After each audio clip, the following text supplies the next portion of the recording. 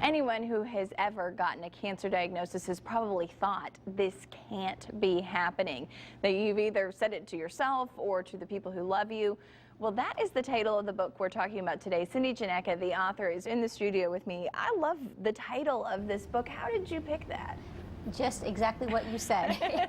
It was the phrase that resonated over and over and over in my mind. I mean, I really felt like this can't be happening. This can't be happening because I have no family history of cancer. This can't be happening because I don't have time to have cancer. I was in the middle of a busy life. You know, this just can't be happening because I just didn't expect it on all kinds of levels. And so I knew early on that when I wrote the story that was going to be the title. And some people kind of said, it's kind of negative. And I thought, but that's when you're going through cancer, that's the kind of thing that you think of, though. That's the phrase. You were diagnosed with breast cancer about 8 years ago. You were not old enough to start having routine mammograms. You requested that to happen.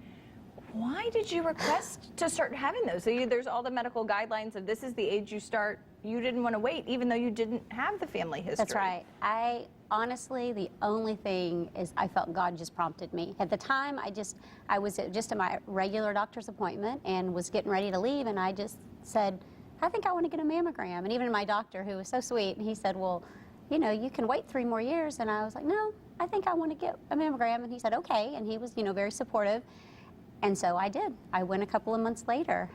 But yeah, I didn't expect to go in asking to request that. Yeah, and to certainly get the answer that you did. You are now in remission. Congratulations. Thank you. Why have you decided to share your story, to share your fight against cancer? As I went through it, I immediately started just journaling, just writing over every day. Have you always been a journaler? I used to journal like in traditional journals, handwriting, but the day I was diagnosed, I started typing a journal, just in a document. And every day, it was just very cathartic for me to write. I kept comments of things people said, things that were encouraging, people that sent me emails, I would put those in there. And by the time I finished my journey, I had over 100 single-space pages of a journal. And so as time went by, I kept realizing I was having the same conversations with 2 different groups of people, the people that were experiencing cancer, that were experiencing things very similar to me, thoughts and emotions. You know, we all have different journeys medically. Everybody's different. But a lot of the emotions and the things that you have to go through were all very similar. And I realized I was having these same conversations over and over and thought, I would love to be able to have that in a tangible form to share with someone, the things that I felt God encouraged me with and people encouraged me with. The other conversations I continued to have were with people who knew someone who had cancer. And I know that when I went through cancer, there were sometimes I felt the people around me were suffering more emotionally than I was. My sisters, my brothers, my parents. I was a little bit in the zone, the medical zone, get the, you know, tests done, surgeries done, recover.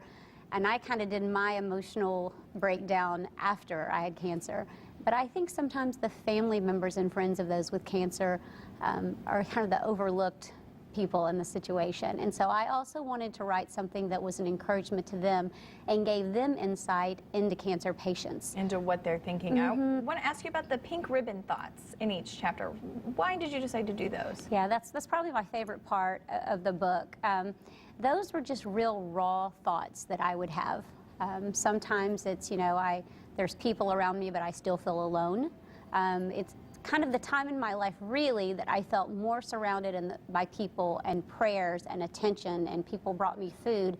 Yet at the same time, I felt very alone. I compared it to being in the center of an arena with all these people cheering you on and hollering your name, but you're really in it by yourself. Yeah. And I felt like God was the only person that really understood what I was going through. My husband was very close to me and wonderful, but even he couldn't really relate to all of that emotion. So I just had things like that I wanted to just say, these are the thoughts that a lot of people have, and those are the things that a lot of cancer patients have reached out to me and said, related to. You have been able to put into words how I felt, and I wouldn't have known how to do it. So I appreciate that. I'm going to cut you off because I want to make sure we have time to bring your daughter up here with us. She's so sweet. You're going to love how Courtney relates into her mom's story. We'll tell that right after this break.